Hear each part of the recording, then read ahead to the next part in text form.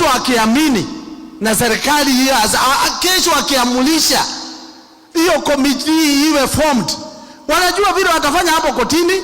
Dakika moja hiyo tunakuwa na IBC.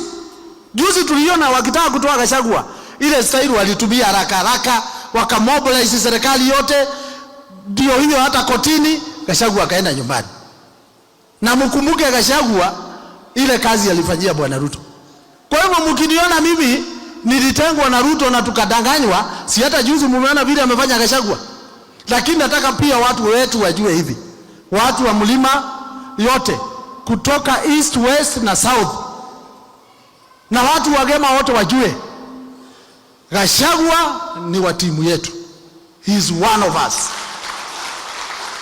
Mtu asifikiri ni timu yetu katikati. Bwana Matiang'i pia ako na sisi. That is the truth. Mheshimiwa ako hapa akiwa anatuongoza. Na sisi wote tunajua. Hata Eugene tuko na yeye hapa. Natembea tuko na yeye hapa. Mzee wa kazi ambaye ndio mkubwa wa mlima na ndio mkubwa wa hii timu yote, Mheshimiwa former president wetu Mheshimiwa Uhuru Muigai wa Kenyatta pia hako na sisi. Na tunataka kusema hivi, mtu asifikiri tu hizi time tutapotea.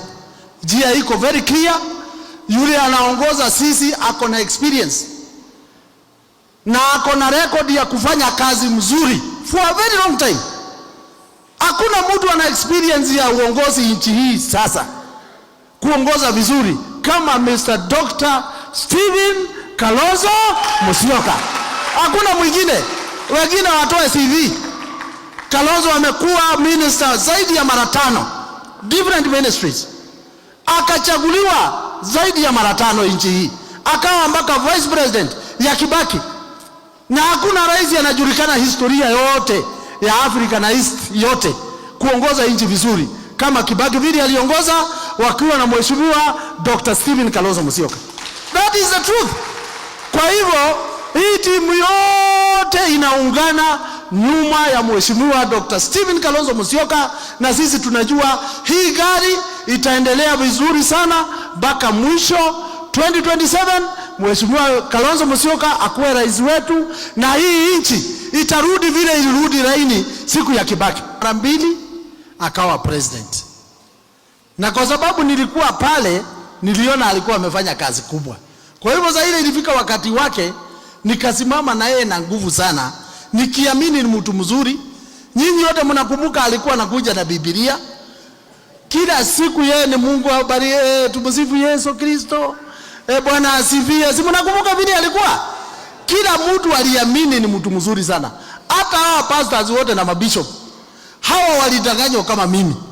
Hakuna mtu anaweza sema mwingine alikuwa mjinga kumshinda.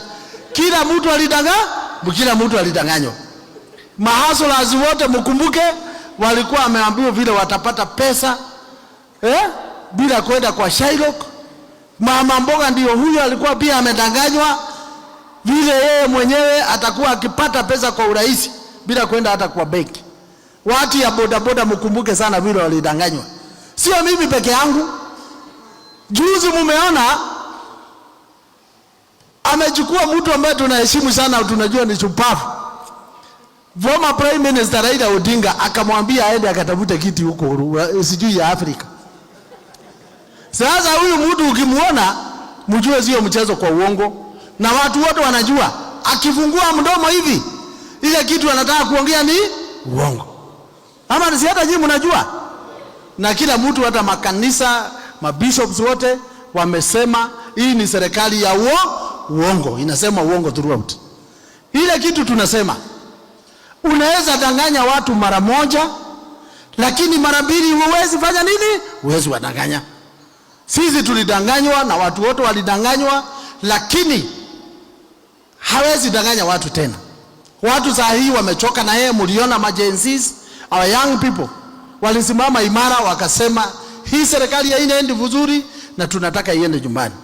Mabishops juzi kutoka wa Catholic wote na ACK, PCA, hata wa Protestants wote, clergy wote wamesema hii serikali haiendeshwi vizuri na lazima hii serikali ifanye vile wananchi wanataka ama iende nyumbani. Na watu wote wamejitayarisha anytime. Hata mimi sioni kama itamaliza mpaka 2027.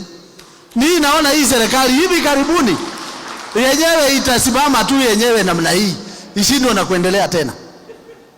Kwa sababu ukiangalia kila kitu yao, si juzi walisema ati kuna mapepo. Can you imagine? Our president anaongea mambo ya mapepo.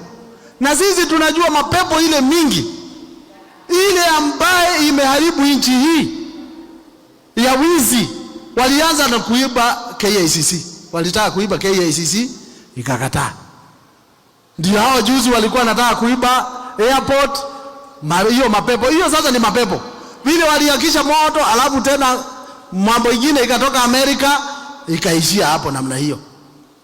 Tumeona madaktari vile hata saa hii wamekuwa kila wakati ni strike kwa sababu ya kukosa pesa. Tunataka kuambia President William Ruto, tafadhali, sisi ambaye kama mimi nikiona vile wewe unaongoza nchi nasikia aibu sana. Kwa sababu mimi najua wewe ni mtu una akili mzuri sana, sijui ni nini likushika. Tulibadishiwa ile Ruto tulikuwa najua ama namna gani. Ruto tulijua ni mtu mshupavu, alikuwa na mpango.